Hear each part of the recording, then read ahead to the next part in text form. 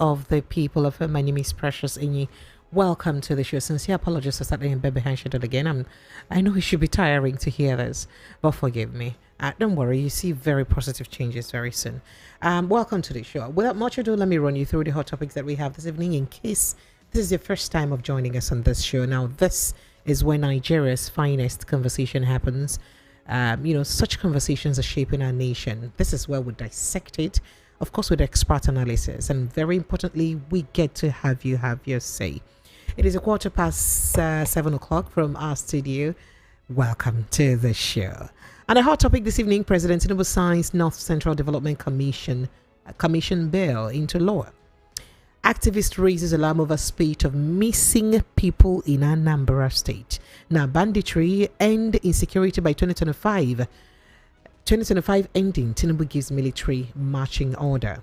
Insecurity, northern governors divided over dialogue, kinetic options. And then moving on, the Senate names Carlo Hussaini, chairman of Southeast Northwest Development Commissions. Okay, 50% telecom tariff hike. NatCom's backs decision as NLC bows to FG's pressure. And then, there's an update about the monarch I told you about yesterday as police charge, he's been suspended and he's been charged to court, even though he's been released after arrest though. Bola Igemoda, Ladoja demands Akonde's apology, threatens legal action. Remember we talked about it yesterday when Pabisi Akonde said that Ladoja should know something about the death of Akintola. That he should know something about that death, Bola Ige's death. And then Ladoja responded and said, what do I know about it? Okay. And then now he's saying that, in fact, if you no beg me now, I will go court. All right, so moving on to other issues. Bola, I said that already. Canadian judge rules bribery, extortion, official policy of Nigerian police. Denies asylum to retired officer. In case you don't understand them, a judge in Canada has said to a former police officer who is seeking asylum in Canada that Nigerian police will be say bribery, extortion and corruption now on a mandate, I'm not going to give you asylum. That's what this means. And what does that mean? What's the implication of that? Well, there's this exclusive about Lagos lawmakers writing apology letter to President Tinubu over removal of ex-speaker Obasa. We'll move on to other issues. Nigeria's external reserves drop by 1.19 billion naira in just 3 weeks. This is what we use the money to. Like I said, the hot topics that we have. But let's get started very quickly. So let's begin with President Bola Ahmed Tinubu signing a bill establishing the North Central Development Commission, NCDC, into law. Now, this was announced today, Tuesday, by Senate President Godswill Akpabio during a session in the Senate chamber. He expressed optimism that the establishment of NCDC would bring development to the grassroots. He said a lot. So we're happy.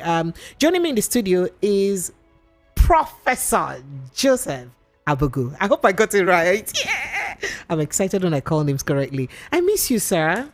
Thank you. I miss you, Prof. It's been a long time. It's been a while. You abandoned me.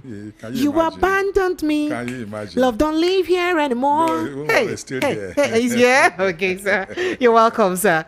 It's been a very long time. So, when the president established the Southwest Development Commission, Southeast Development Commission, Northeast Development Commission, the North Central people were agitated and they were worried that why would we be left out? And they complained that the environment is the most affected by the activities of terrorists. You go to the plateaus of this world, the Benues of this world, and all that. So it looked like there was a subtle neglect of their plight. But now the president has now signed the bill into law. What does this mean? Well, it's a welcome development. Nigeria is a very big country, very large. And often it is not out of place to see that the federal presence is not being felt in some of the nooks and crannies of the federation. When the NDDC, the Niger Delta Development Commission, came on board, It was seen as an agency, a commission that will address some of the degradations, that are peculiar to that area. Degradations arising from exploitation of petroleum resources and all of that. And then from there, we proceeded to see agitations for other regions wanting to have something similar, and the whole idea of the NDDC was, to increase infrastructural development in the region, address the peculiar problem of, and so you find that whether in the north central or whether in the northeast, there are cases like that. There are cases that are similar to that, which brought the Niger Delta Development Commission into being. And so you find that the concept is good. Okay. So that each of these regions can have an intensive federal presence in terms of infrastructural development, in terms of addressing the peculiar problems that are faced by these regions. Okay. So the concept is good. Okay. Now, but like, it's common now, the canker worm that makes everything unworkable in Nigeria is corruption. It's corruption. Otherwise, if each of these regional commissions were to do what they are designed to do, there will be improvement in infrastructural developments. There will be improvements even in human resource development in each of these areas. So the concept is good. Let us pray that gradually this issue of corruption that makes everything unworkable, that makes resources meant for infrastructural development to disappear. Either a snake will swallow them, or rats will eat the money, or something will just disappear, or contracts will get not executed, or they will, after mobilization to site, contractors will leave the site. These are the peculiar problems that otherwise, bring about ineffectiveness in some of these grandiose and well-conceived ideas. All right. So for those of you just joining us, we're meeting Professor Bugu for the first time. He's a professor of commercial law, and Barrister Darlington is one of his lecturers when he was in school, just to remind you. So, Prof, sir, speaking on this, you do remember, you just stated the reason why the NDDC was established. I'd like to know if you think it's lived up to its responsibilities. That's on the one hand, because a lot of people had accused it of being a conduit pipe for another corruption and wiring money and wastage of finances, especially within the big wigs in Nigeria. That's on the one hand. But on the other hand, people think that other regions are not deserving of such commission because they feel that the NDDC is so placed because of its the environmental degradation that it's suffered because of the oil exploration in those regions, understanding that it is the cow that takes care of the sacred cow that takes care of the how do they call that thing? Yes, so it is the hen that lays the golden egg. Yes. God bless you. So and people are of the opinion, some people are wondering, so why exactly would a Northeast, for instance, need a development commission? We did not ask the trouble to come to the Northeast. It was more like an internal trouble within the Northeast that destroyed the Northeast. So why should we use from the resources of still the Niger Delta to develop the Northeast? Okay. Your question is two-pronged, two legs. Yes. The first one is whether NDDC as a concept has lived up to its expectations. Absolutely, sir. Yeah. On that one, let me say this. I do not have the statistics as to how much have been released to the NDDC since its inception and the value of the projects that it has succeeded in executing. But there are certain things that are in the public domain. We were all witnesses to a chairman of the NDDC feigning illness and collapsing and fainting on, at a committee session of the National Assembly. We were also privy in the public domain to a former managing director of the NDDC, openly accusing, the present Senate president, when he was chairman of the NDDC, of wanton, the honorable off your mic. So these are some of the things that tells you that in spite of what you may see in terms of execution, corruption remains an issue. So I'll hang that there. Now, with respect to whether the Northeast or the Southeast deserve a commission, my answer will be yes. Okay. Look, Promise. Precious, sir. Sorry, Precious. Promise is the producer. I don't know why you people do this to me. It's okay, sir. Precious, you see, repeatedly I've had it all over. That notwithstanding that the North has sort of garnered some hegemony over governance in this country since independence, the North is still the least developed. Okay. And whose fault? Not only in terms of, let's just deal with the fact first. Okay. Not only in terms of infrastructure, but also in terms of human development. Coupled with this precarious disadvantage, we now have the surge of banditry, the surge of Boko Haram, with surge of violent Islamic groups, ravaging the whole of that area. Now, if Nigeria as a collectivity does not do anything restorative in that region, even those of us in the South will suffer it in the long run. So you think it's already spreading and may spread further? Yes. Wow. So I think it is justified to give them a commission that can concentrate on trying to bridge the gap that presently exists in addition to the scourge that section of the country is experiencing. All right, so talking about scourge and experiences right now, a human rights activist, Comrade Osita Obi, has cried out over the spate of missing people in Anambra State. Now, the activist also addressed a press conference in Awka, said that it is becoming almost normal for people to mysteriously just disappear in Anambra with no trace, while life continues as if nothing has happened. It's just become normal. He said that besides persons who have fallen victim to kidnappers and were never found, there have been 3 prominent individuals in the state who have remained missing and nothing is being done to trace them.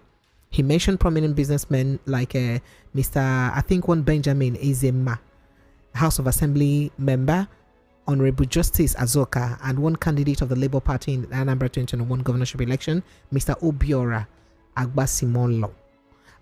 He said all of whom went missing at various times and have not been seen till today. So he said that he's concerned about the sudden disappearances of all of these people. Now, speaking about that, the Southeast generally has become something else in terms of insecurity or security, as it were, in the country. We know what happened in the Ebonyi State just a few days back. Ago, yes, where headsmen, armed headsmen, went the church and just God bless you, and killed a village, Seth, not just a village, and people flee from the village. Their governor is telling them not to, reprisal, not to react or respond to the attack and all that. But people have died.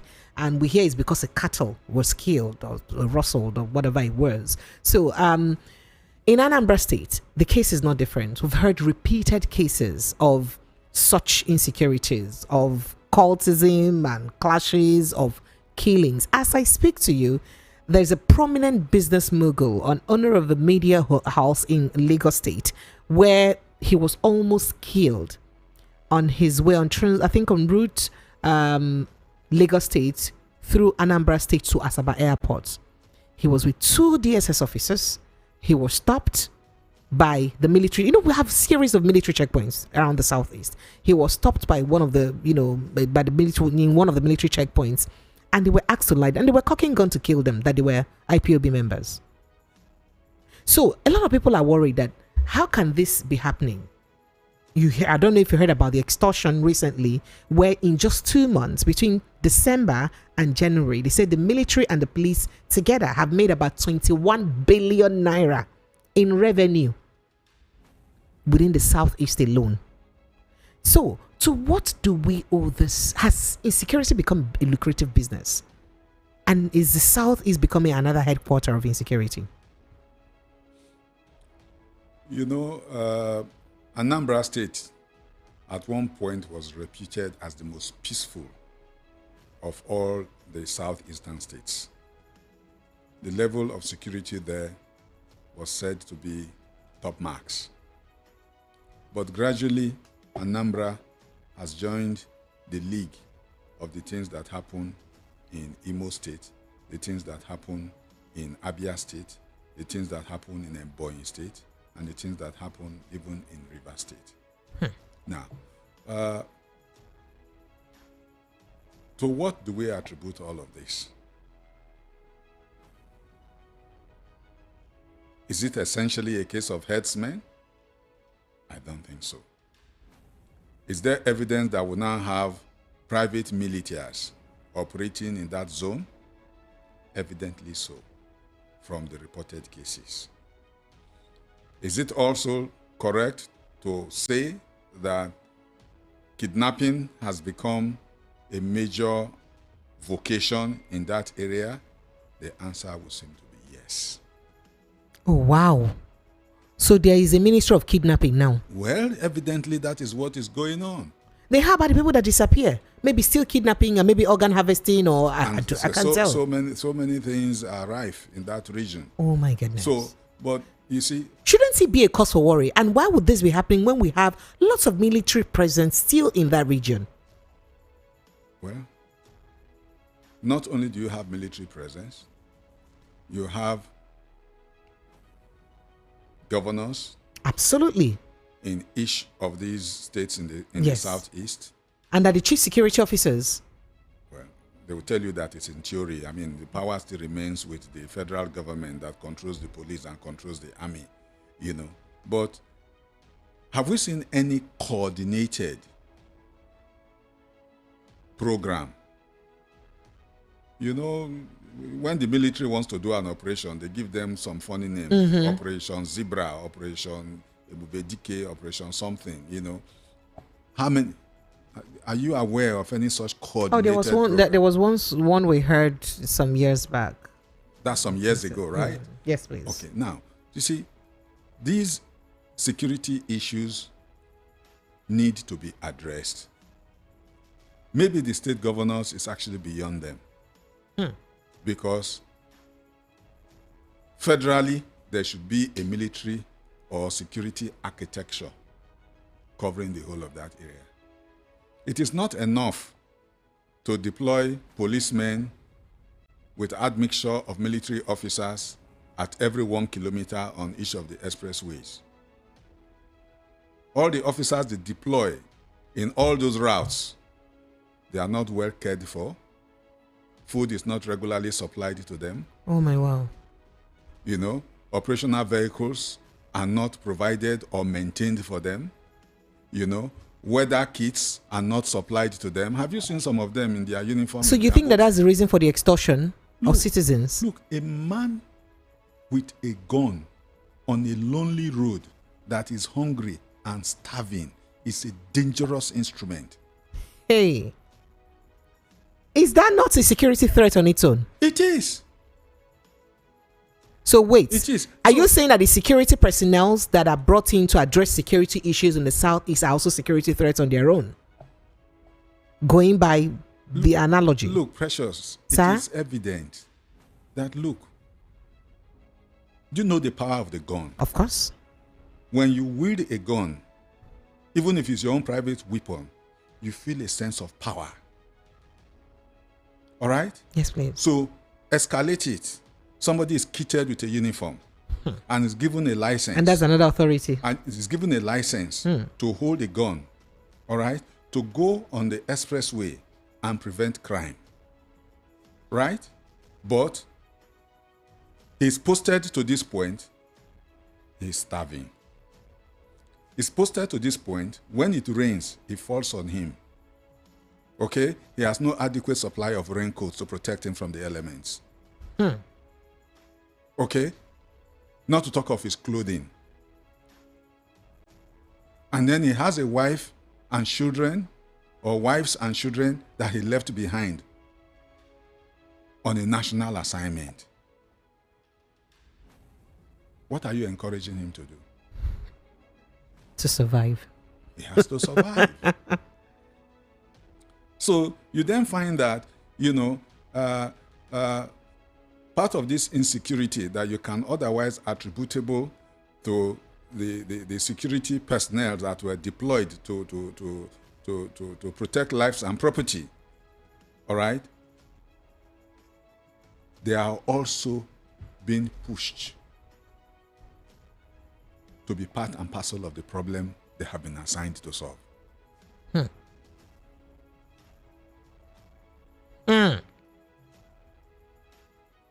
So the problem is huge, it's multidimensional.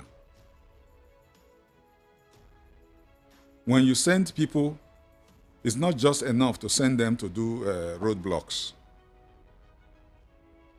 You need to care for them. But security tops our budget year in, year out, at least for the past 10 years. So how is it that our security personnel are still very underfunded?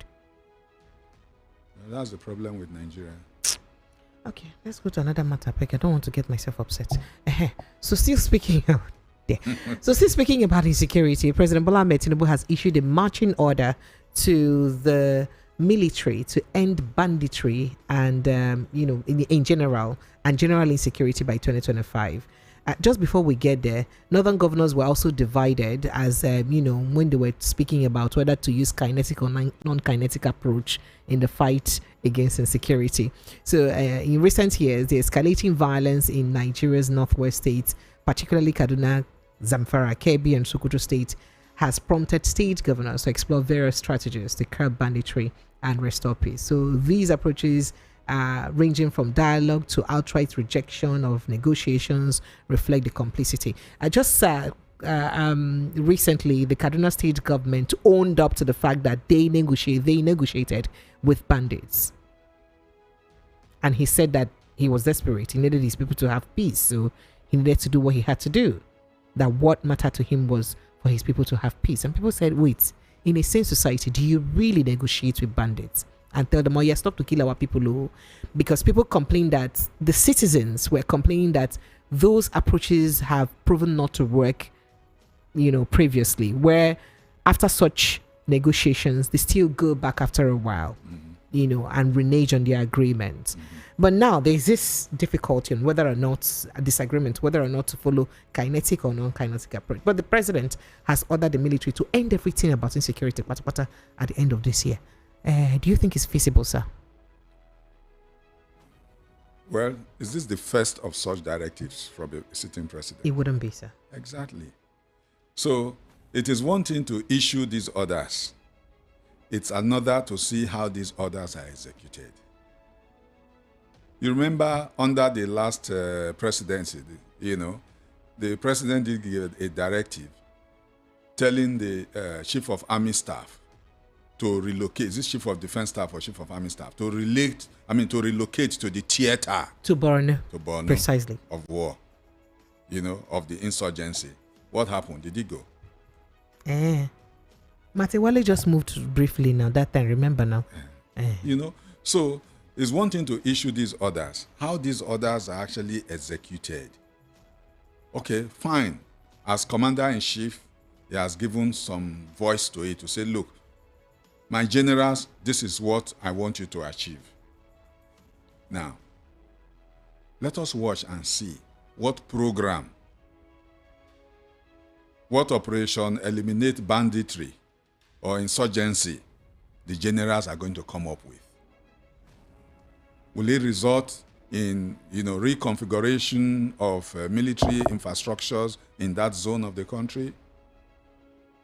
Are we going to create more barracks? Are we going to create more divisions? Are we going to move,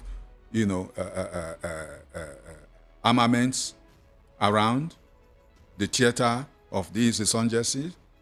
Have we seen such coordinated architectural design to address these issues? Why has it become very difficult, and more so increasingly difficult, to fight insecurity in our country? That's a question that leaves, many people very bothered, because it's not like this country hasn't faced challenges in the past. Why has this particular challenge of insecurity been very difficult to fight? The only reasonable conjecture, and you and I don't need to have facts, to be able to conjecture that some persons and some groups are profiting from it. Every profitable business will thrive. You understand? So that means because it's profitable, that's why it's thriving. Yes. That means there must be something fueling it. Yes. Some people are benefiting from it. Hey, so how difficult has it been for a sovereign country to pick out those people benefiting from it? I guess it's a question of political will.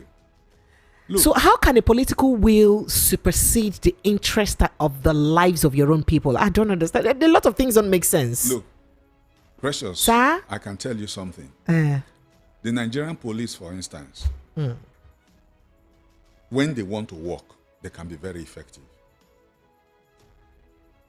I've heard of cases where persons are kidnapped, where ransom are collected, and the Nigerian police were able to track, even with with messages from mobile telephone networks, track and zero down and said, this is where the money is.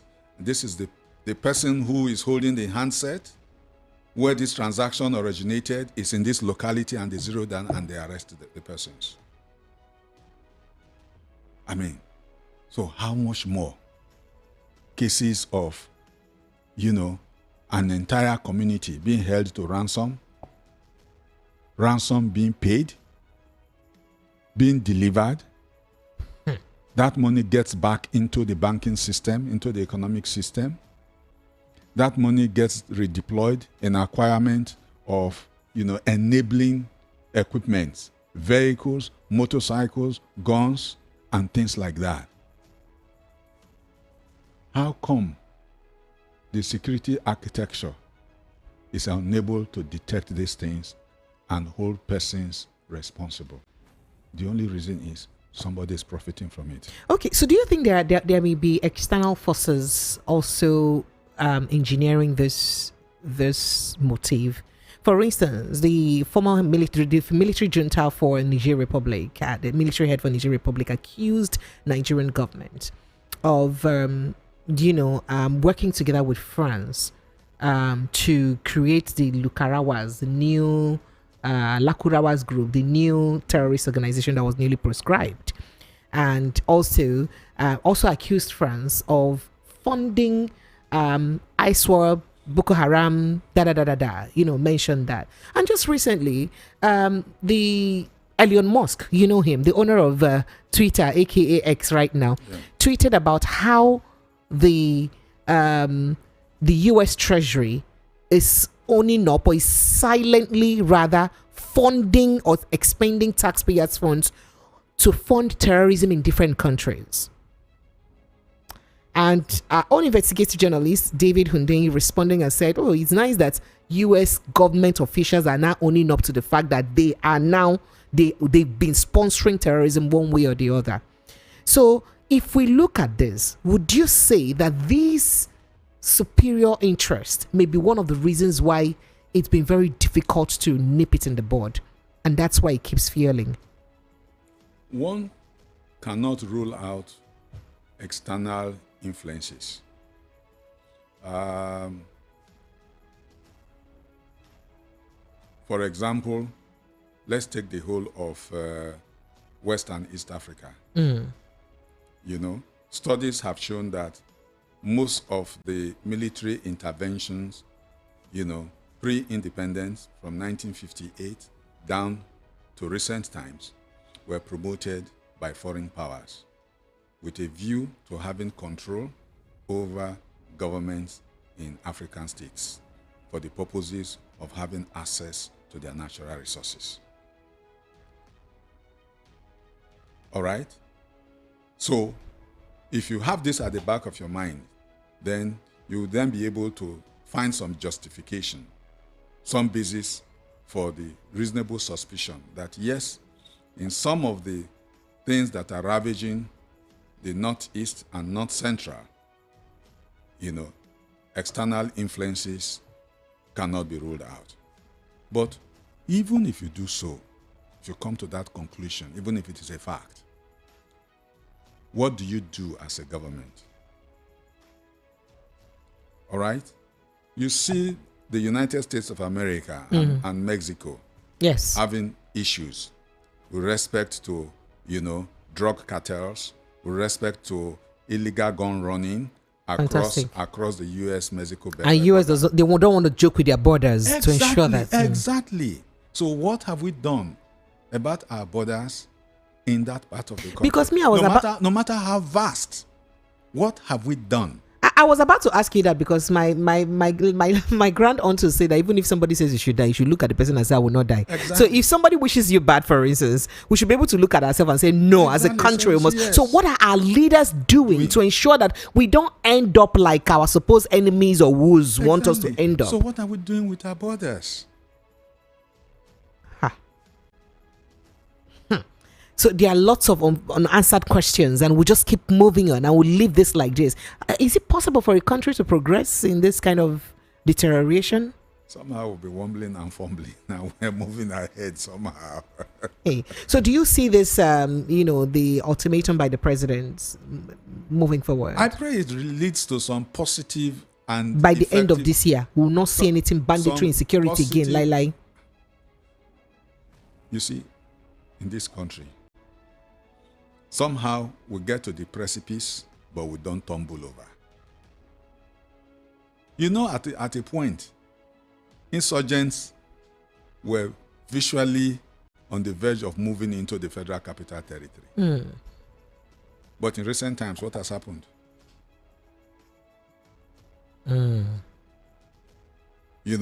They weren't on the verge, but in recent times too, they recently, just a week ago or so, they got into an estate at Buari or somewhere and kidnapped him and killed a man. Kidnapped a man, his wife, and yes, but so it's still happening. It's not as rife. At one point in time, the fear was so much that look, these bandits were going to overrun the Federal Capital Territory. But then the security forces got to work. So that means if we want to work, we can work. We can work. That's my point. Yes. If we want to work.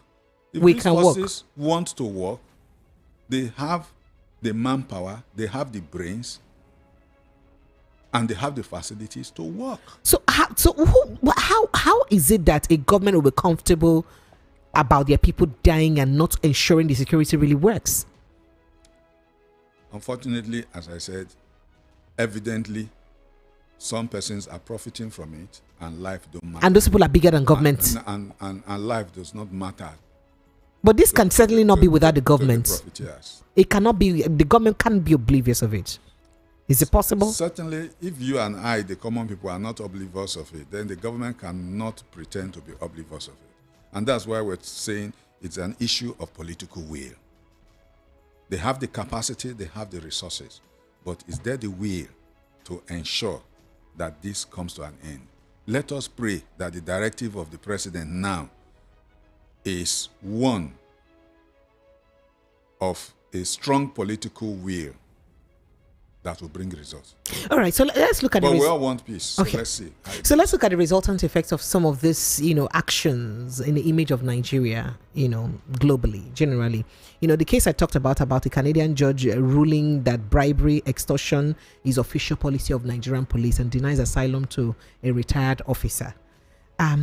What does this mean to Nigeria? That in faraway Canada, a former retired officer goes to seek for asylum, and the first thing the judge has to say is this: that that country where he say he be police officer before, for instance, and he say yes, he say police, no worry, for our country na bribe and corruption. So if they run a bribe, they pursue you, not be because of say they seek asylum. What does this mean to the image of the country? Horrible, I would say. Horrible, and it has two sides to it, Precious. What will make a retired police officer want to seek asylum in another land.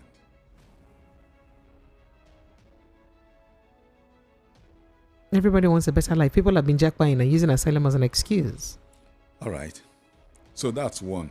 So on that individual level, for a person who has served this country and who has retired, to now come to the decision that the best thing, he has not just sought to migrate lawfully.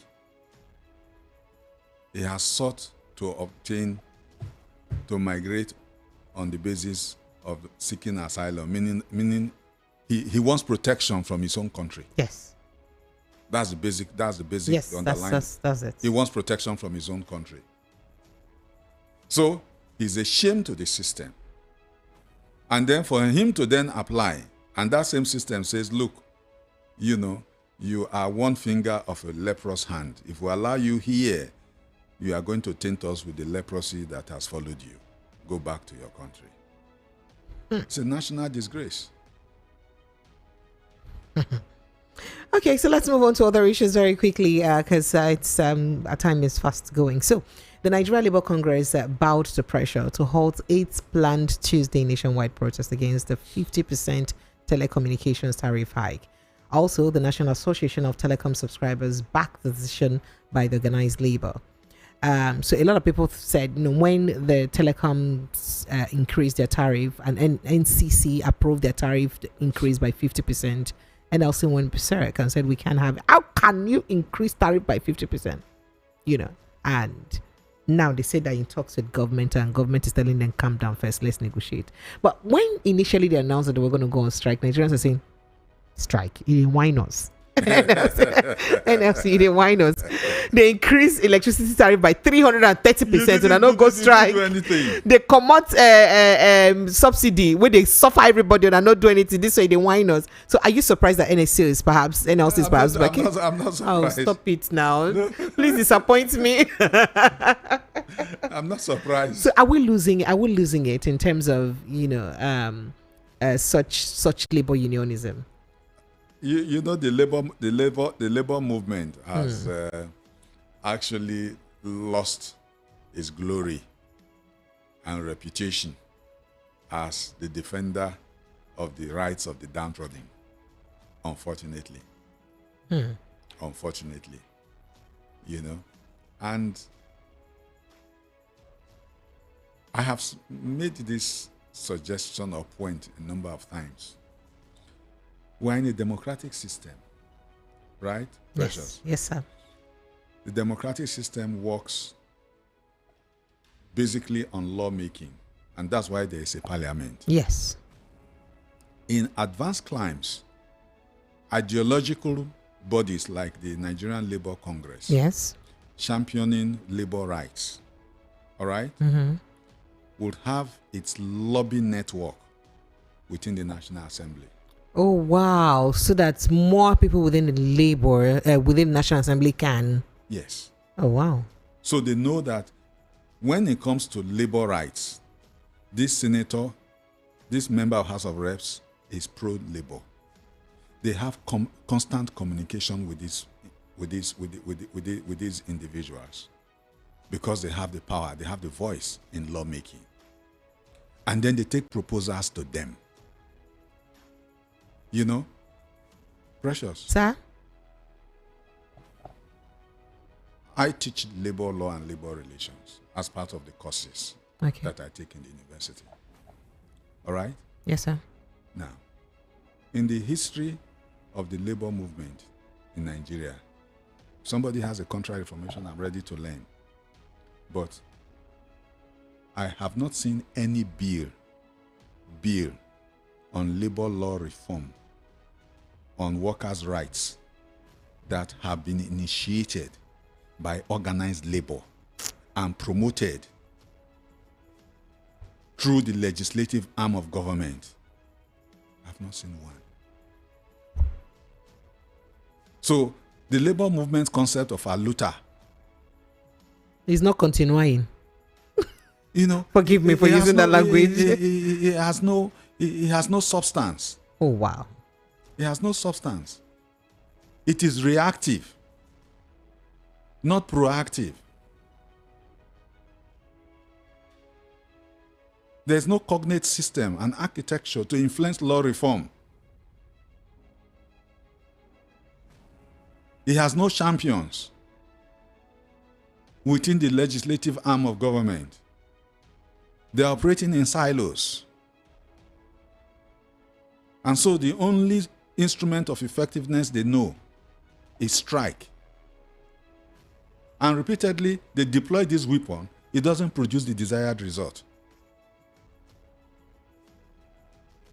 So to what do we attribute this to? Is it that the labor is not creative, or we don't have people of good conscience or such intellectual capacity to do the needful? Or what could it be? Or we just have people who look out for their selfish interest alone and don't bother about what would really impact the people? I think at the end of the day, it's selfishness, and the fact that you just said it, they are much more concerned with themselves,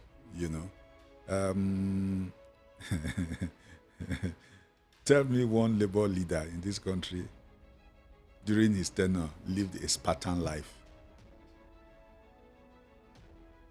Because what you said... Not even the ones that are wearing khaki and staying in front of... I wanted to mention names. Stop it. Did I mention any name? Stop it, sir. I wanted to stop it. I like it. But stop it. I like it somehow. They were not by any standard poor.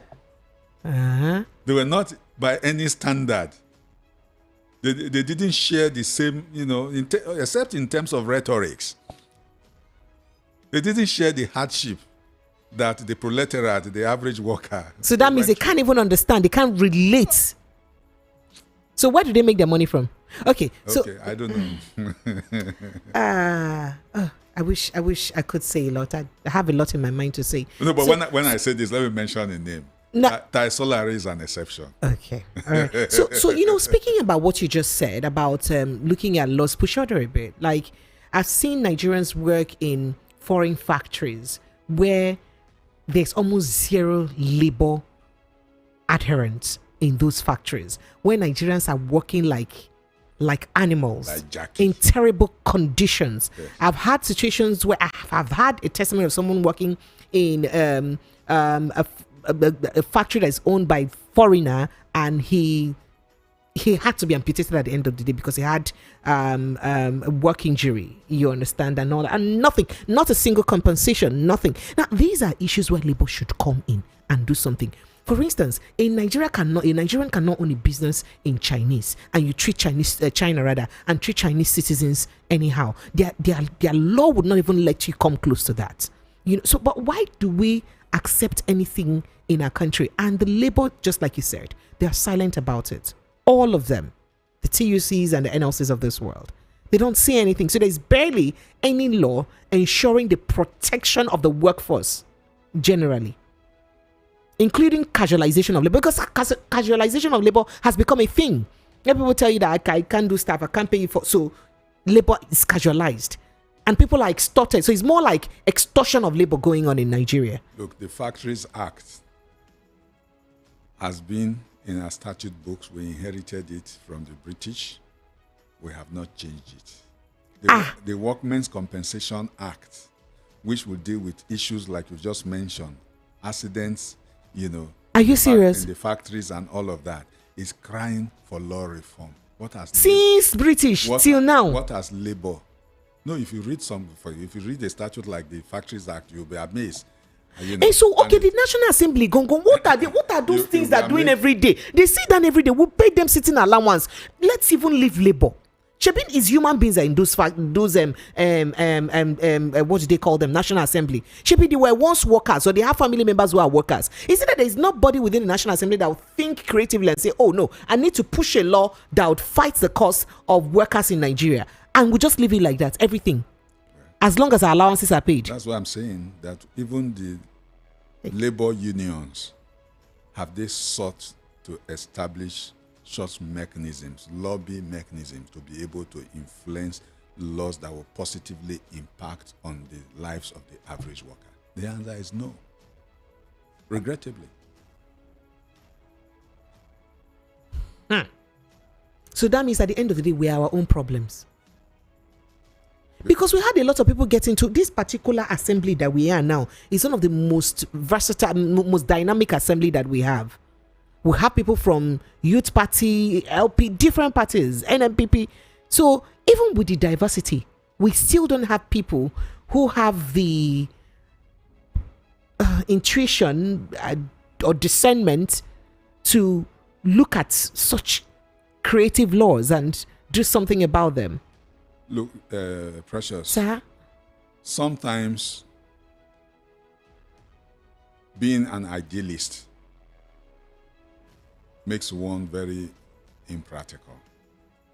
Sometimes being utopian, expecting the best, the way it should be, everything, prime and proper, probably not achievable. But when you have a federal system of government that places a lot of resources in the hands of agencies and individuals, but does not exert a correlating responsibility on how those powers and functions impact on the lives of the average person, then it's every man unto himself. I was reading not too long ago about a country like Sweden,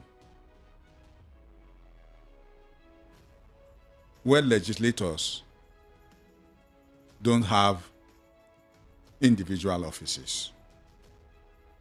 They don't have exclusive secretaries. There's no provision of luxury Prado jeeps to take them to office. No hillocks to escort them. Even United States of America. No I interviewed someone that is a rep member, and he said that they are not entitled to vehicles or houses exactly. and that is America. Yes. But we in Nigeria that we borrow money and we are giving all of this luxurious and so we have a federal system. I mean, we borrow the presidential system from the US, but look at the way we run our own presidential system.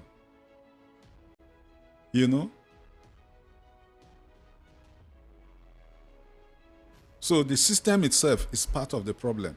The constitution is part of the problem. The individuals who run the system are also principal actors in the sorry state of affairs that we're witnessing. This is beyond bizarre. All right, let's move quickly to, let's see, there's something else we can visit. I don't know if we can pay attention to this. This thing about the Ogun State Police Command today, Tuesday, arraigned the suspended Olorile of Orile Ifo, Asami Adewale Ogunjobi, for assaulting a 73-year-old Abraham Ariola. I told you the story, off the microphone. And so he's been bottom line. If I play that video for you, you don't like it. Where he said he was saying that he can't do anything to demand, that he owns the police, and what was the implication of people taking laws of acting like demigods, playing God? Power corrupts. And absolute power corrupts absolutely. Yeah, I'll let you rest your case, Honorable Sir. Okay, so we'll move to this Bola Ige's issue. I remember what I said, that former governor of Oyo State and the Otun Olubadan of Ibadan, Oba Rashidi Ladoja, yesterday Monday demanded a public apology from former Osun State Governor Chief Bisi Akande over a narrative on the murder of ex-Attorney General of the Federation, Bola Ige. Ladoja also addressed journalists at his residence, and when he was addressing journalists, said that Akande must withdraw his claims and apologize or be ready to face legal actions. Now, Akande has, in a recent podcast, asserted that Ladoja possibly have vital information regarding Bola Ige's murder because he was a governor that took over from the governor, when the case happened, and that he may know because it was the one that said, perhaps he was the one that said that suspended the case, as it were. A lot is going on, and this series of murders. So some people have said that Pabisi Akande may just be old, and he's speaking perhaps not aiming or not understanding the full implication of what he's saying. But shouldn't this just be a banter that should just end in I didn't mean it that way? Should he take such legal course that Paladije is looking at? Well, he has not taken any legal course that we are aware He's of. threatening to. And let him go to court. You see,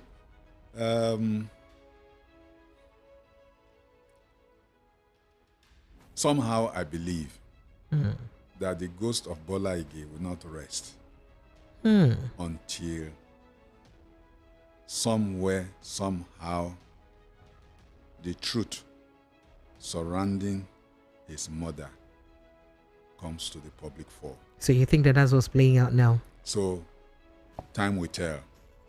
Different people are going to say different things. Some people are going to write memoirs about, the circumstances surrounding his death. Even his daughter granted an extensive interview, of how, his last moments, his last days, how he traveled from Ibadan to Lagos to go and bring his brother, how he settled his brother in the hospital, came to the house, and those were his final moments. So a lot, I think, will come to the fore. Okay? I don't think Akonde's banter has actually said anything inductive of, the Honorable His Excellency, the former governor. But if he believes that, he's been indicted with those comments, let him go to court. Maybe those are part of the processes that will spill some of the beans that we all want to see on the table. I mean, that was an Attorney General of the Federation. Why do you think that why did you say that you think that his it was a very heinous crime to a high-ranking public officer, an Attorney General in this country. And then till date, nothing happened. The individuals who were arrested, and who at some level there was positive identification, when it came to trial, the principal witness recanted. And so the case was dismissed.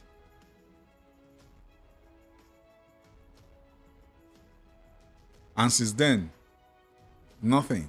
Look, in advanced crimes, a principal officer of government of that level does not suffer that kind of fate without an in-depth investigation to unravel and identify who was responsible. So how do you think the ghost of that man will rest? That's my own take on it. All right, so let's just gloss through this very quickly before we open our phone lines. I'm sure you heard the drama going on with the Lagos State House of Assembly, right? Well, we did hear now from this exclusive by Sahara reporters. They have it that members of the Lagos State House of Assembly on Monday had apologized to President Bola Ahmed Tinubu for initiating the impeachment process against former speaker. I like the way I like the twinkle in your eyes and the smile on your lips. So the apology followed the directive given by the leadership of the Governor's Advisory Council, GAC, that is aka Babasope, of the Lagos All Progressives Congress APC during an emergency meeting with the lawmakers at the Lagos House Marina on Monday night. So GAC, so the meeting also had in attendance Governor Babajide Sanwo-Olu and his deputy, Dr. Obafemi Hamzat. A source at the meeting told Sahara reporters, not Precious Inyi, that Tinubu wasn't pleased with the impeachment move, hence his insistence that it be upturned. Okay. So some members of the GAC also accused its leadership of not carrying them along before Obasan's removal. Hence, they supported the president's directive for his reinstatement.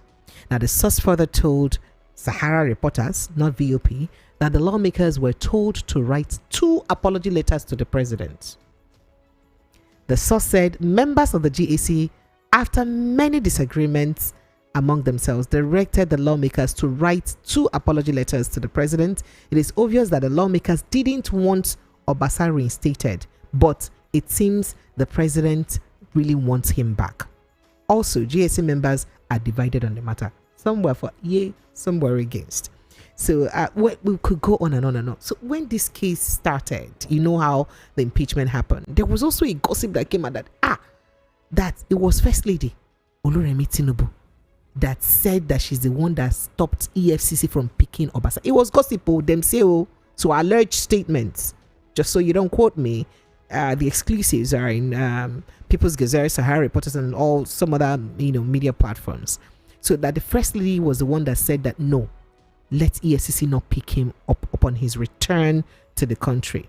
Why? Because of his strategical positioning in the politics of Lagos State, because he controls areas like Agege, Alimosho, and all that has quite a large voting power, and that the president will need that voting strength come 2027 elections. So it would be a bad thing if you begin to use EFCC now to hunt him. That's the first gossip we heard. And then later on, at the wee hours of Sunday, we started hearing that, but before then, after then, we now heard that President GAC went to, they introduced a new speaker to Abuja, and that the president said, you brought new speaker. So you people have removed Obasa. I'm just exaggerating. And this Obasa you people removed, I don't like it too. You removed Obasa. You were there. I'm just narrating the way I read it out. This Obasa you people removed. I don't like it. They say, Baba, Obasa did he hear what he did? He stole plenty, but he stole money. I don't like it. Okay, since you people say he stole money, now let me reluctantly approve now. This is the new speaker. Okay. It's not my mind though, but I give my blessing. I if you say Obasa stole, but I don't like it though, but let me agree. And then it wasn't quite long again. On Sunday, when I heard that, Oga President said, you know what? It looks like Obasa has to come back. Maybe we'll have to let him resign voluntarily when he comes back. What are these all gossips? Or what could be really going on with all of this? Forgive my dramatization. I studied theater I was a good student in school. So if my lecturer were here, they would tell you. My lecturer. Evidently so. So go ahead, sir. Well, there's really not much to say about this, Precious. The bottom line is our own brand of the presidential system of government is peculiar to us. Now only also this world go fit get that brand. Yes, so that is our own bespoke, unique. It's very unique. Tailor-made. You understand? When we did constitutional law and we talk of separation of powers, and how the executive should be independent of the legislature, and how that they should be separated from the judiciary. The legislature make laws, executive execute the laws, the judiciary review the actions of all the organs of government, but all that is theory when it comes to Nigerian politics or the Nigerian system of governance or the kind of federalism that we practice, So evidently, from this brand, from the things that have happened, you can see that the executive has a strong hold on the legislature, not only in terms of its composition, but also in terms of the exercise of its powers.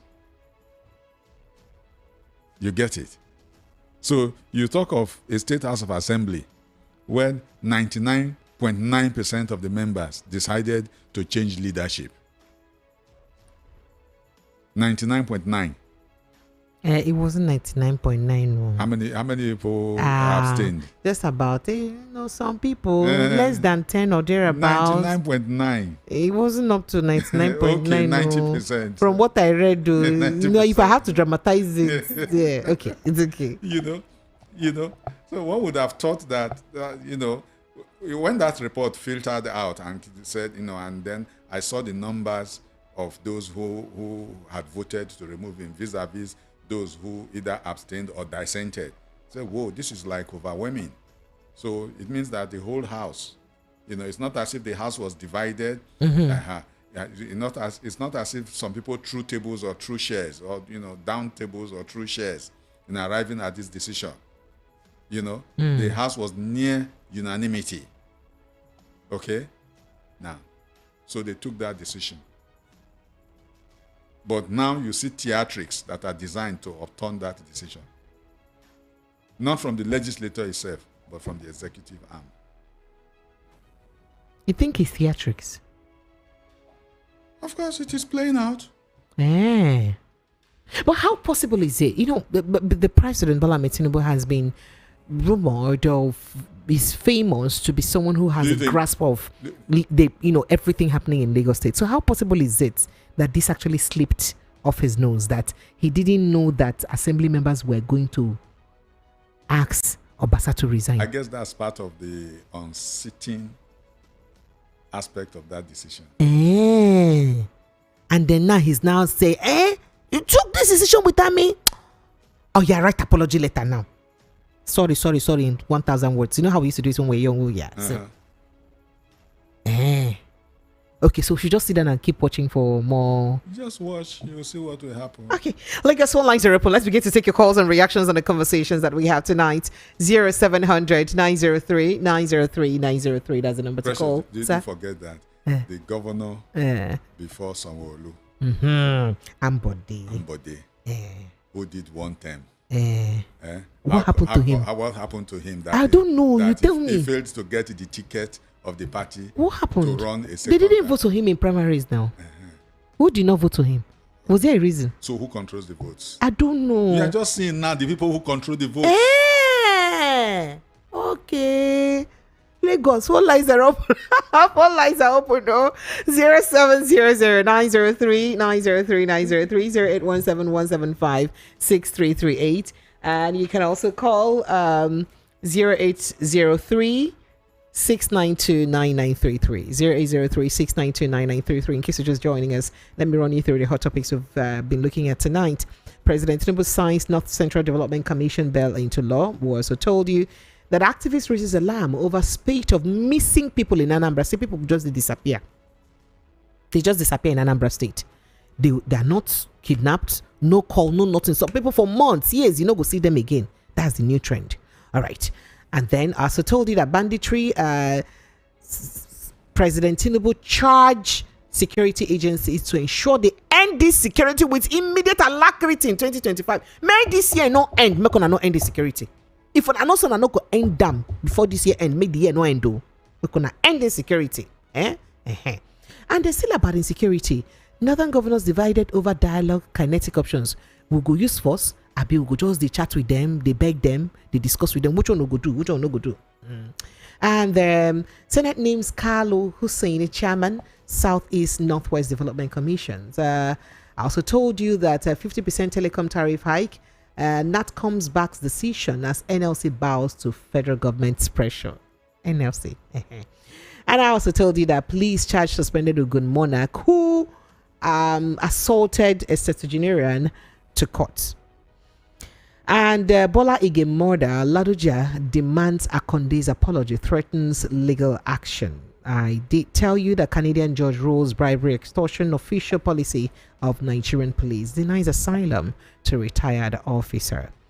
And then we just also discussed that Lagos lawmakers write apology letter to President Tinubu over removal of ex-speaker Obasa, according to an exclusive by Sahara reporters. Lagos, these are the hot topics that we have. Did I also tell you that your external reserve in Nigeria has slipped down, dropped by $1.19 billion in just 3 weeks? What did you do? Phone lines are open 0700 903 903 903 0816 175 0817 175 6338 and 0803 692 9933 0803 692 9933. Yes, you can call the WhatsApp lines and all the lines. They are available. Hello, good evening and welcome. Hello. I can't start the day like this now. You can't do that to me. I can't be starting the day with calls. Hello, good evening.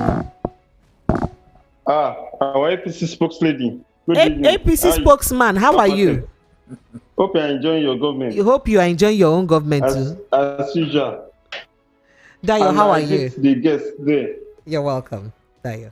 I see that this government does not have the political will to pass this insecurity issue because of 2027.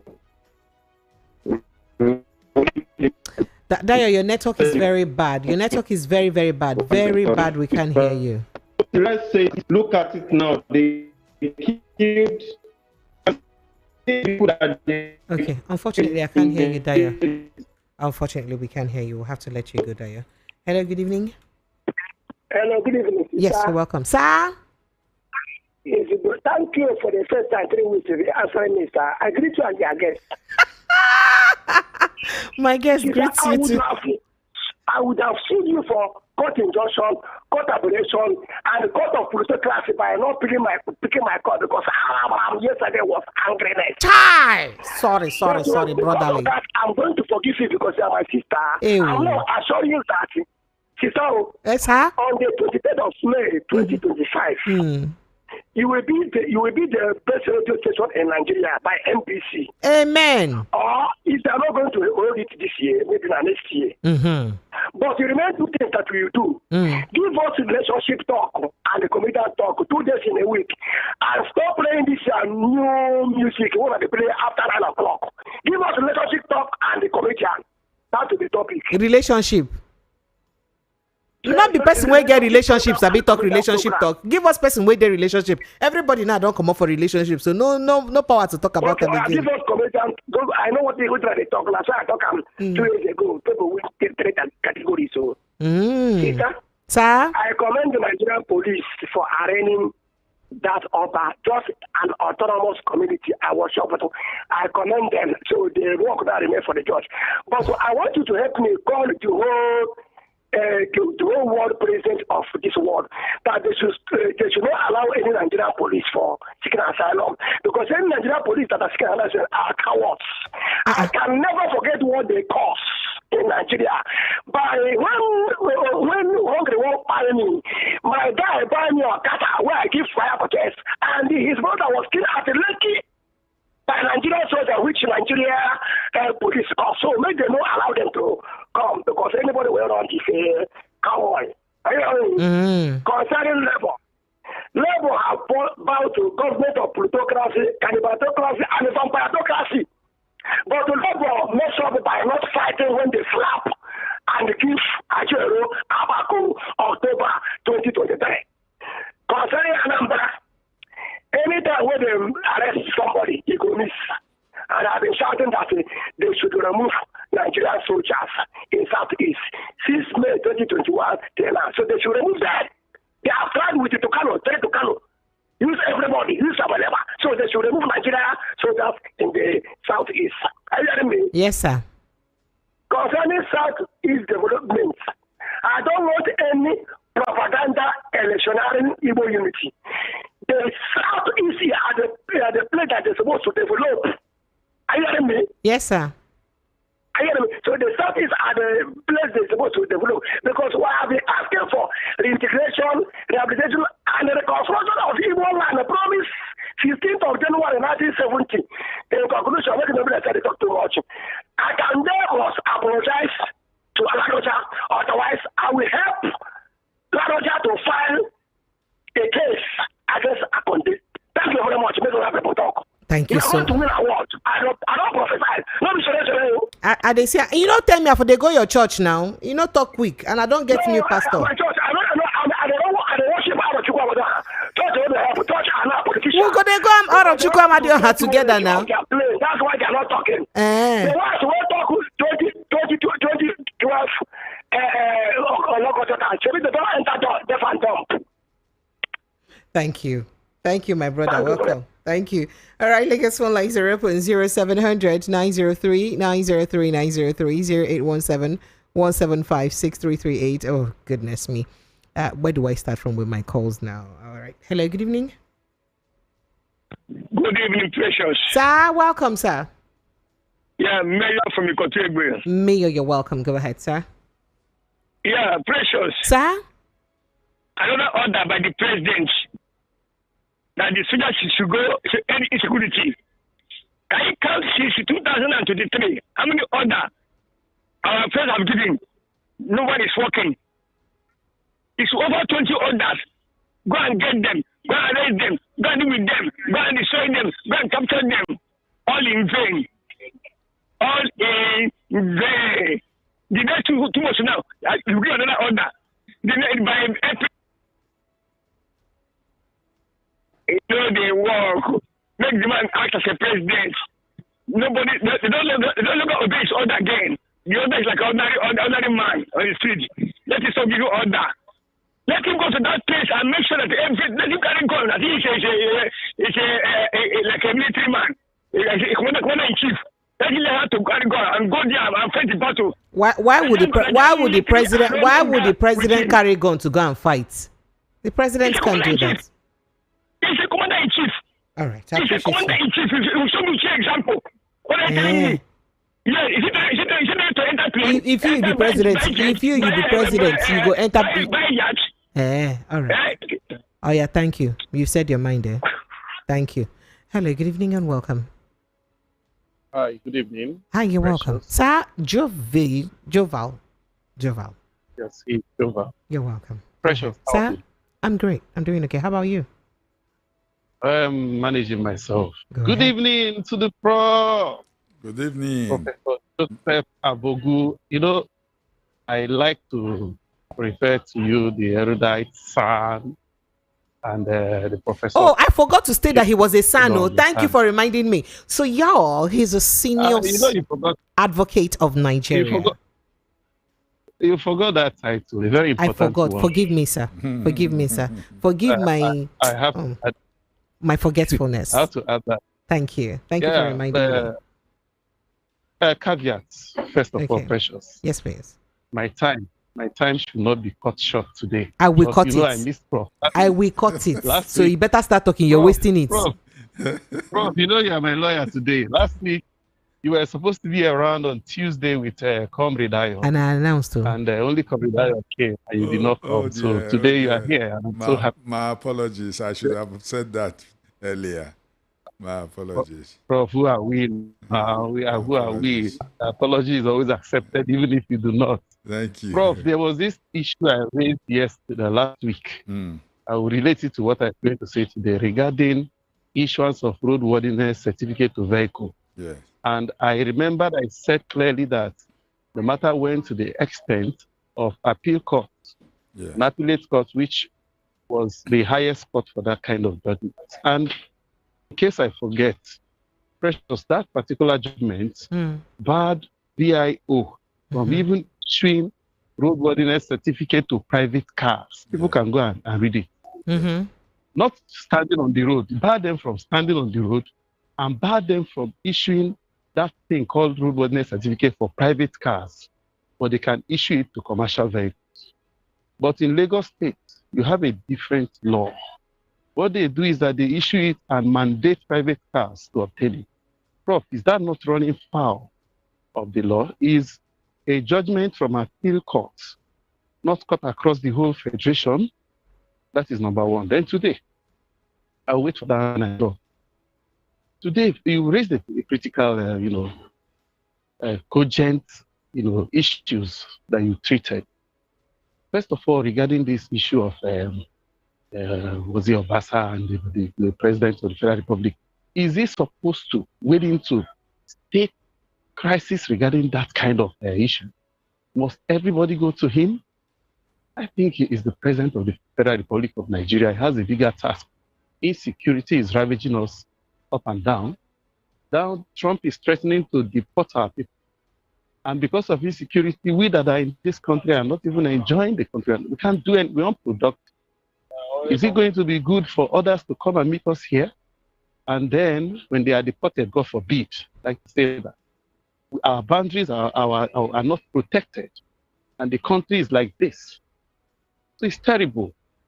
And I'm not happy about these things. That's why we keep talking. And it looks like we are wasting our time Why talking not? because the president is not giving written ear to this thing. Let me not bore everybody, please. But Prof, I would like you to just chime in on that particular thing I raised. Thank you, Prof. I enjoy you. Thank you. Precious. Sir? Thank you for not cutting me. It's okay. Just go ahead. So, Prof, you would like to, that law about, say, because I've actually met VIO on the way, and they tried to stop me. I'm a very law-abiding citizen. I have everything, including triangle, everything I have, so that you don't look for my trouble, so that me self will not find your trouble. So, and when they met me and said, let me see your this, let me see your that, and I was like, okay. While I was showing them, I said, excuse me, but I thought there is a law stopping you from doing this. And they said, why are you asking? I said, I'm a journalist and I want to know because I know about this. And then he said, hey, if you're a journalist, you should know that that law is only in Abuja and not in Lagos State, because Governor Sanwo-Olu said we can go ahead and do our duties. That is what a road, what do they call them, VIO officer told me on the road. So it's good that Joval brought this to the fore. That law by the appeal court, does it cut across the federation, or does it exempt other states but just applies to Abuja alone? I remember a little bit about that case. Okay.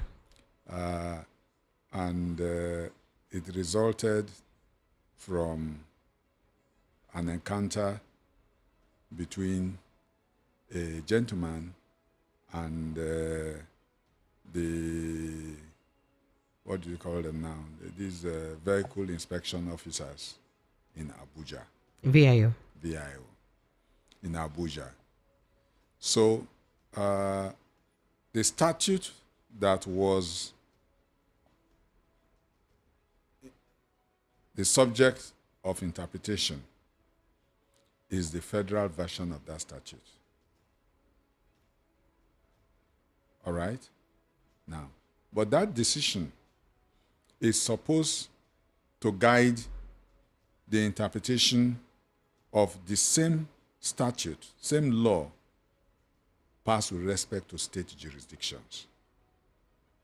So what I am not sure about is whether the Lagos State road safety law or motor vehicles miscellaneous provisions law of Lagos State, whether it's a complete replica of that same statute that was interpreted in Abuja. If it is, and there's no amendment to the Lagos State version of it, it will be unlawful for the VIO in Lagos to extend their jurisdiction, their powers of inspection and issuance of roadworthiness to private vehicles. Okay. I have also had occasions Okay. to say that, look, I want to renew my papers, and they said, look, you need a roadworthiness certificate. I said, that's not the law. The law, as I know it, is that roadworthiness, it's a permit that is issued to commercial vehicles, not to private vehicles. So that's the situation. Okay, so I think the question, Joval's question stems from the fact that he wants to understand if a law by a judgment by an appeal court Yes. is supposed to take a federal stand, or is supposed to be that's not the way it operates. Okay. See, what was interpreted in that statute is the federal version of that law, applicable in the FCT. Okay. So that means the VIO here is correct by saying that. Awesome. The VIO here will be correct if there is a difference between the state government version of that law and the one in Abuja. If there is no difference, then he is wrong. Thank you so much. So that is why we bring people here, to give us clarity so that people will be properly educated. I appreciate you, Prof. Sir. Hello, good evening. Sir? It's Enyi, not Enya. Thank you.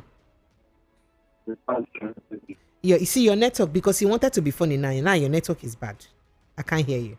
I can't hear you well. Are you hearing me now? I can. Go ahead. Sir? If you can remember last year, when you were not to give the score minister and the ministry under this government, right? I called that petrol there and told you that by the ministry, unknown to me and you, is sponsored very effectively. Your network is very bad, and we're struggling to hear what you're saying. We can't hear you. Okay, what about now? Well, you may need to move out from where you are or something, because it's really bad. We can barely hear what you're saying. That is the network that figures out high their tariff, right? Yes, there's no public services. What kind of country is this? Sorry. No vex. The money is going. Yes, I cannot make a contribution. Unfortunately, it's breaking. The call is just it's unstable. Sorry, no vex you here. So you see that increment of tariff and poor network service provision. Okay. 0700 903 903 903. That's the number to call. 0817 175 6338. And 0803 692 9933. Hello, good evening. Hello, are you there? Good evening. The network has quenched finally, Sev. The network has vexed. Hello, good evening. Are you there? Unfortunately, I can't hear you, but let me see if I can take some messages because I have loads of them. Okay, so this says, to serve Nigeria is not by force. If you're a police or a security personnel and not getting paid well, just resign rather than transfer aggression or extort the innocent civilian. That's very idealistic. Okay. I think it's in reaction to what you said earlier. Yes. Good evening, Precious. What is happening in the Southeast region is beyond ordinary man's reasoning. It's more to do with the leadership incompetence and lack of regards for humanity. I weep for my country under the watch of this inhumane leadership. Imagine killing Nigerians like chickens. Ha! And then he says, releasing Nnamdi Kanu. CY from a solo sent in that message. All right. Hello, good evening. Hello. Hello, good evening, Precious. Yes, you're welcome. Go ahead. Hello, good evening, Precious. I can hear you. Good evening. Go ahead, sir. This is Paul from Egbeda. Paul, you're welcome. Go ahead. Yeah. The question I want to ask the Prof is as regard to this roadworthiness of an issue. I think that I have encountered the men on white and black and road safety, and including the policemen on the road in Lagos State here, where I brought the judgment first issued in Warri. I think that issue first happened in Delta State, where an individual took them to court, and it was ruled that private vehicles, private cars, should not obtain roadworthiness except commercial vehicles. And then they went on appeal. Again, I think the call went to appeal. Then, including this judgment that was gotten from Abuja Appeal Court, I think should be last year. So the question is this, because I am confused. The Lagos State road laws or traffic laws, does it contradict the federal laws guiding our road safety? Because VIO is a federal government agency. It's not a Lagos State agency. Road Safety Corps is a federal government agency, not Lagos State. So is it right for Lagos State to keep asking us to pay this humongous amount of money? When my white vehicle expired, I spent over 70,000 for roadworthiness at Ejibo, Axis, where they impounded her vehicle, to renew it. Is it the right thing to do? Because it's confusing. And I have raised this issue on so many networks, and they say they will invite the Lagos State Transport or whatever, road safety, whatever, to give clarity on this. And I've been watching since last year. It has never been done. So please, we need a better clarity. Thank you. Thank you. Would you like to react to that, sir? A quick one. Maybe we'll give Precious the responsibility to reach out to the Chief Vehicle Inspection Officer in Lagos State and then schedule a date and then invite someone like me or some other legal practitioners. I surely will invite you. So that... Because you're the one who's giving me the responsibilities, so I'll give you back, sir. So that before that date, you know, I will have the opportunity to look at the Delta State... the Lagos State. The Delta State law, the FCT law, and the one operational in Lagos State, whether they are independent statutes or whether it's a national statute that they are implementing, so that if there is any difference between their provisions and decision of those courts, then I can talk better. But reacting to what he said, is VIU not a federal agency? Is it a state agency? I am unable to give you a categorical answer. Okay. Because roads, you know, they are federal roads. Yes. And they are state roads. Absolutely, sir. So it's a subject that one has to look at, you know, very closely to see whether I think regulation of, you know, of transport, you know, falls under the concurrent list. And so the state governments have some powers. Because it's not exclusive. It's not exclusive. Okay. So one has to look at that. All right, thank you. Phone lines are still open. Hello, good evening to you. Thank you for raising all these concerns. I know for now, don't give me assignment. Don't know. Hello, good evening. Hello. Yes, you're welcome. Hello, good evening. Yes, you're welcome. Go ahead. Hello, mother in the house. I greet you. He's greeting you too. Go ahead. I greet He's you. greeting you too. Yeah, okay. You see, I want to talk on a matter that concerns Bonny State, the killings in Bonny State. You see, this thing now they are doing now, they have to, madam, go here. This is the high time that, madam, what do you want? Oga, you want to talk on radio, you want to talk to somebody else? Oga? Hello? You want to talk to us or you want to talk to madam? I beg you, so sorry, this matter concerning the Bonny State, the killings in that state and this country is becoming so bad. See, what I want to suggest is that these people should listen Nnamdi Kanu. Nnamdi Kanu will bring the solution of these killings. This is Nnamdi Kanu they talk things. Don't they prophesy these things? These people want to take over this country. If you say they leave this man, these killings will not still continue. If you say they leave this man will bring solution for those men, for those killings in the Imo State, in the Anambra State, in the Bonny State, in the Enugu State. This man is the solution for this. They should leave this man so that this man will fight this insecurity. But instead of that, they keep holding this man. This man, they are holding it. They are solving problem. They should find a way and release him. We are begging them. So that our brothers will not keep dying, okay? Yeah. All right. Thank you. Thank you. Well done. Okay. That's your opinion. But let me go back to my messages because I have them in their numbers. Okay. So this here says, good evening, Madam Precious and VOP family. I'm getting tired of Nigeria now.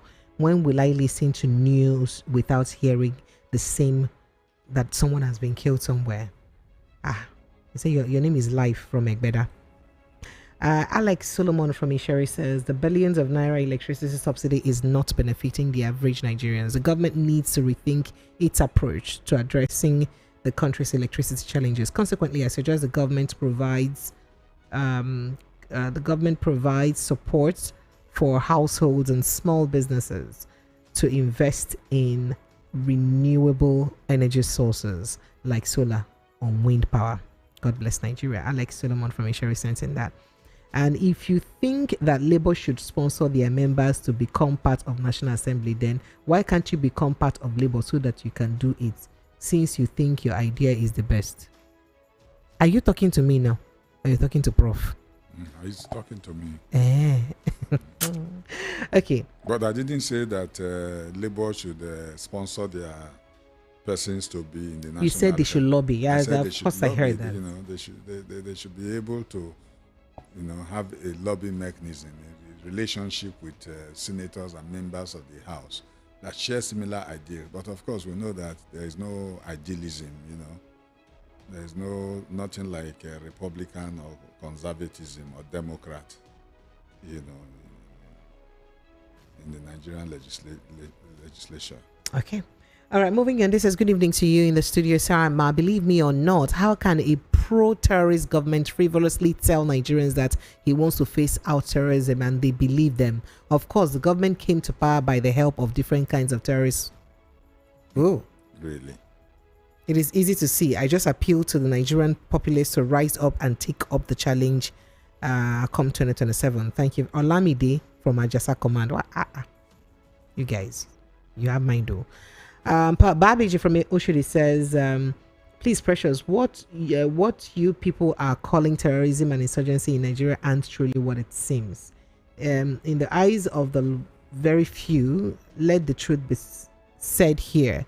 It's pure movement of Islamization and Nigeria and Nigerians by a group of people through another group of people. If not so, our president should long crush them all away, because we know that he can do that. Honestly, it's a pity that Nigerians are helpless in this situation on the ground. Do you think there's an agenda, Sinister?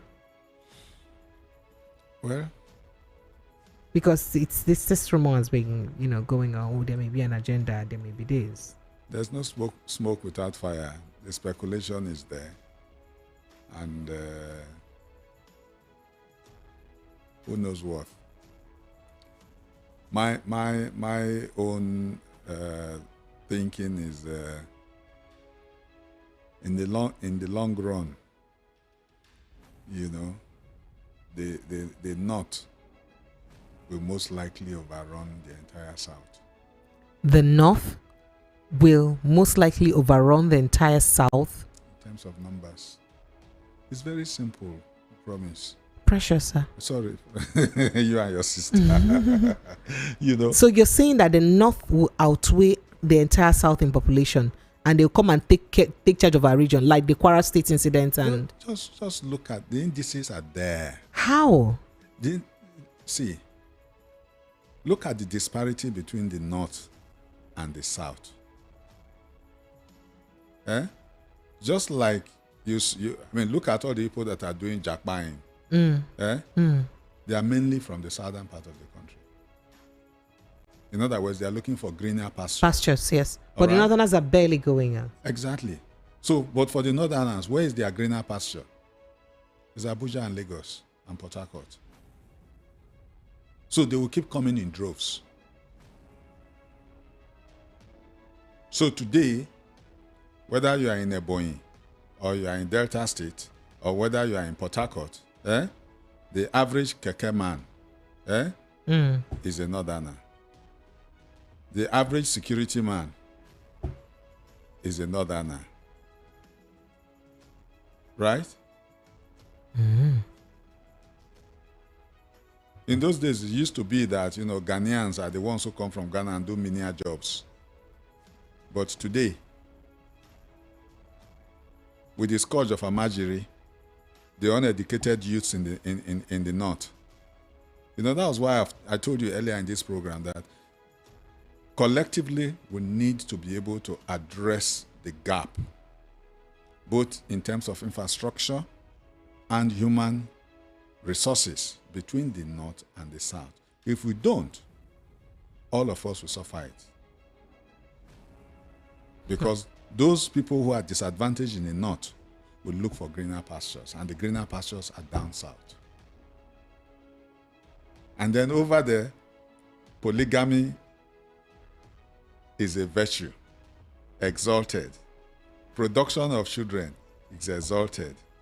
The average Christian in southern Nigeria, even non-Christian in southern Nigeria, is contented to have only 2 children, believing that, look, I have to give them quality education, I have to give them a quality life. Okay, economic circumstance will make me afraid, of having 6 children, 12 children. So even if you see that there is a parity between the number of women and the number of women in the south and in the north, the women in the north will produce more children and they will come down south. Nigerians, did you hear that? It's not rocket science. Okay. It's something we are seeing. It's playing out. Okay, but that shouldn't be a problem. I think the only reason why some people are worried about the situation is because of the insecurity that comes with it. Underdevelopment causes insecurity. Poverty will breed breeds insecurity. Mm-hmm. Okay, Aberdeen from Bagada says, I'm extremely disappointed in the Nigerian Labour Congress, NLC, and its leadership, particularly President Joe Ajaero. In my opinion, the organization has failed to fulfill its primary responsibilities to its members. PMS was increased from 200 to 1,200. He couldn't do anything. Instead, he was shouting, on your mandate, they shall stand for President Tinubu when they were for meeting in Asoro Kabi. The NLC leadership appears to be more interested in personal gain, living lavishly, while other members suffer under the current government. That's what you said. Aberdeen from Bagada. Hilary from Ajawa State says, Precious, the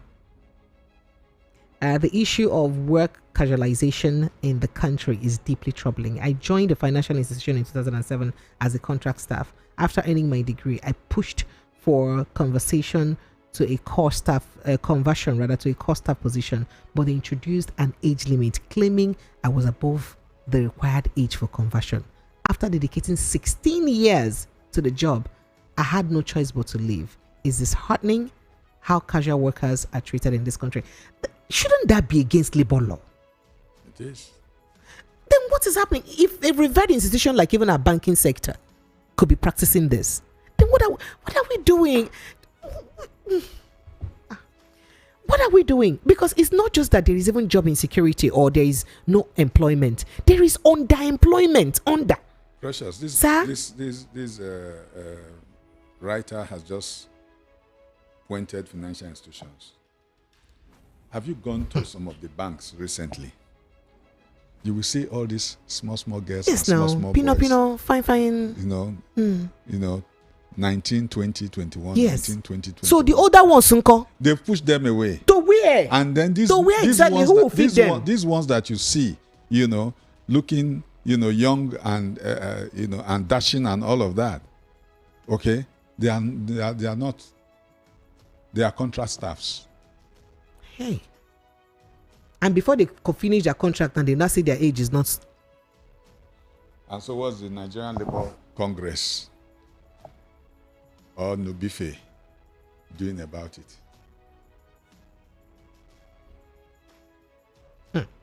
Oh, wow. Okay, so Hilary from Ajawa says Precious and he said Precious and esteemed guest. So I think I took that message already about casualization. Precious, our so-called national assemblies only go there to share our commonwealth. That is why it's always a do or die affair during elections. Okay, from First Stack. And this here says, good evening, Precious, and your esteemed guest too. Solomon Asika from Ashika says the Enugu state governor asking his people not to retaliate is a Ebonyi state. But he has forgotten that this is not the first time. Even his previous predecessors faced the same problem from herdsmen. So people should fold their arms and watch families being killed and properties being destroyed every day. Death here and there. If not for tanker explosion claiming lives, it will be palliative. What a nation. And then this is Prof. I said, Prof, you are right. The spirit of Bola Ige will never rest, and by extension, Nigeria until the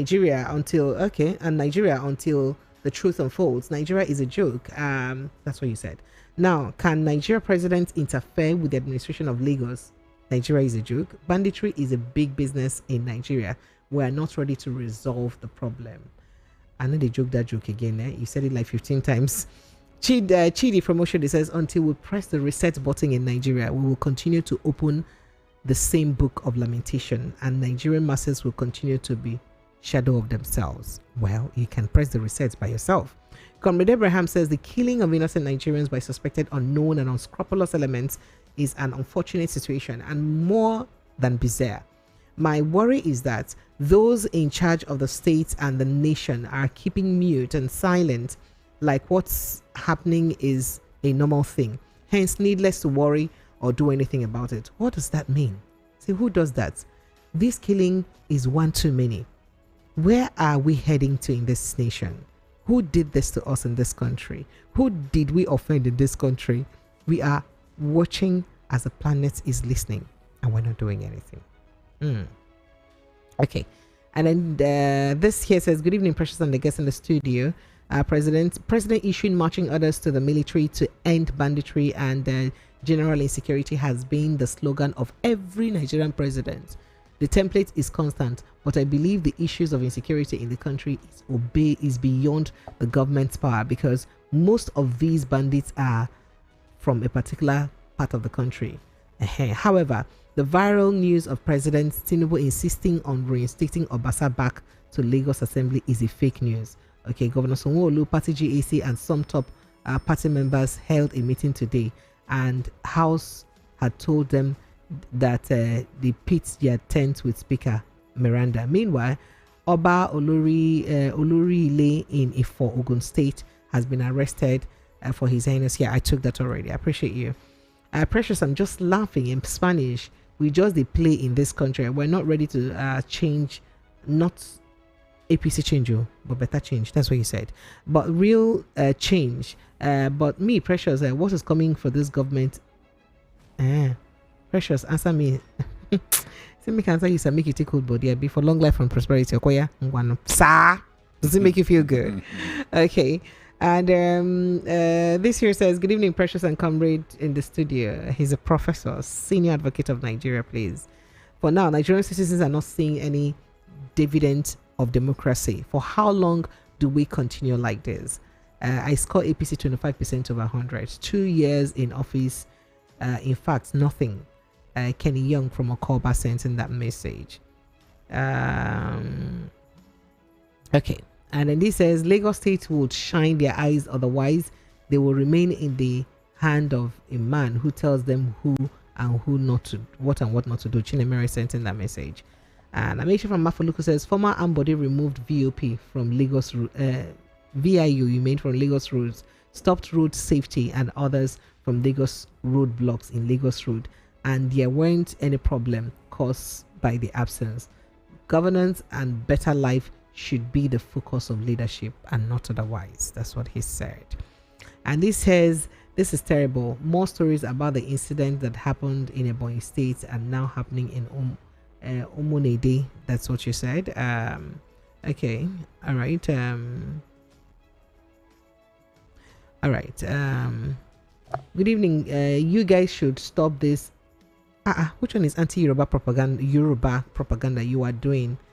I lived in Onitsha for 12 years, and I know that you people cannot tolerate half of what you do here in state. I don't understand. Are you in this nation? Okay, maybe that message wasn't for me. Good evening, Lady P. VIO is state-owned, while road safety is federal-owned, and the laws vary from state to state. Shego from Alagbado. VIO is state-owned? Oh, that's interesting. Okay. Precious, the older ones are doing Ezewanyi in the village. And let them start constructing this message as I did on May 29, 2024 on this show. Good Professor Abugo is here again. Before the evening rush show last year in the morning with the Guru on May 29, 2024, Prof said the insecurity has reduced, and the Guru asked what indices he is using. So Abugo, almost 1 year later, insecurity has graduated from the north to the east, and I blame non-northern states who allow terrorists to invade farms, kill people, and as nothing is done, not even reprisal, not even the FG can prescribe them as terrorists because of politics and fear of losing elections. So speaking about prescription, with the activities of the armed headsmen, what the IPOB did before they became proscribed, is it as much as what the armed headsmen have done today? The other day, yesterday, some people in, I think it wasn't Ugeli, it was Sapele or so, they went to protest to the police station that headsmen are raping their women, old, young, and very aged women in their farms, and destroying their farmlands. The story is not different in Anambra State too, and some other parts of the southwest and all that. So many worry that what the IPOB did before they became proscribed, is it as much as before they became, I'm not talking about upon their prescription, before they became proscribed, is it as much as what the armed headsmen have been doing so far? And why is the government not taking that decision to say, okay, those ones that carry on, you're proscribed? Why is it difficult to take that decision? Well, my first take is headsmen. Yes, sir. Armed ones. Well, hold on now. Okay, sir. Headsmen first is a word that refers to any shepherd of a head of or a flock. All right? So even the one you see holding a stick and does not have a gun is a headsman. So you then talk of the armed headsmen. Not so. Now, the armed headsmen, do they have a structure that could be the subject of proscription? They don't have a structure. You understand? So if they don't have a structure... So it's actually different from IPOD being proscribed as a terrorist organization. Okay. What's the difference? I'd like to understand. First of all, the first question was the crimes that has been committed by the armed herdsmen. Yeah. And that were committed by the IPOB prior to the prescription.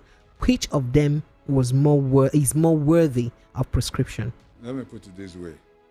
IPOD as an organization, you know, I do not recall at any point in time when any crime was ascribed to them. So why were they proscribed? Activities of members. So what were those activities? Were there killings? Were there killings? Yes, of course. If a member of IPOD kills, all right, is subject to the same criminal process. So what members of IPOB killed before their prescription? I'm saying before their prescription, what members of IPOB killed people before they became prescribed? The distinction, Precious, Sir? is one has an organization. Oh, the other one is not structured. It's not structured. So it's easy for you to prescribe a structured organization. But they had, okay, all right, okay. I wanted to say they have Mieti Allah, which is a structure, but that's not for the armed ones. No, it's not. Okay. So there is no way we can fish out the armed ones causing this havoc, because that's the same problem that people of Benue and Plateau State face with their farms. It's a recurring issue across the country. See, at the end of the day, law enforcement, the effectiveness of law enforcement has to do with the political will. So are you saying that government has lacked the will to nip this in the bud? Yes, it is. Look, Precious, look.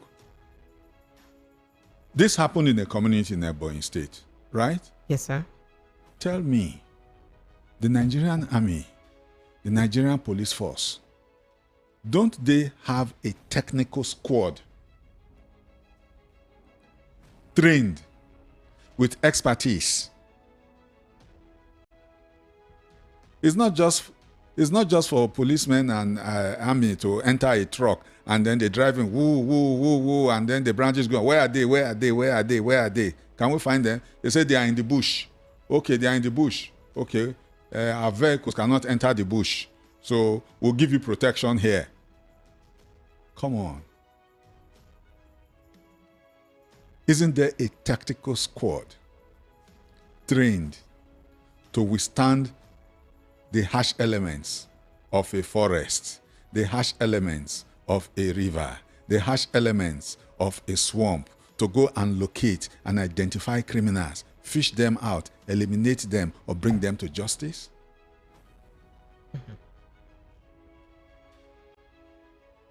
You know, when kidnapping was rife, you know, on the main expressways, you know, Lagos, Benin, you know, on the east-west road, you know, you will see that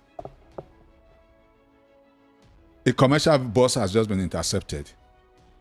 Members, transporters, passengers have just been evacuated into the forest. Where there is a political will and an organization, within 3 hours, a helicopter will go to that place and drop armed tactical men and follow the trail, and there's air cover. And within maximum 3-4 hours, the people are liberated, the criminals are captured or killed. But have we witnessed any such thing? Okay, someone here is saying that the IPOB never killed before their prescription, that they were prescribed for carrying IPOB flags, and that's why they were termed terrorists. All right, thank you, Professor Joseph Abugo-San. I appreciate you so much for stopping by. Thank you. We can't stop talking about our country until we get it right. We keep doing our bits, and we hope that somehow it will sink, and then the right things will be done to take us out of this. I don't want to say quagmire, but it looks like that it is. Thank you. Thank you so much. Professor Joseph Abugo is a professor of commercial law, and he is a senior advocate of Nigeria. I appreciate you once more for stopping by, sir. Thank you. My name is Precious Inyam, I'm your host for the show. I'll see you again tomorrow evening, God willing. Have yourself an amazing evening. Good night. And please protect your mental health. I love you. Good night.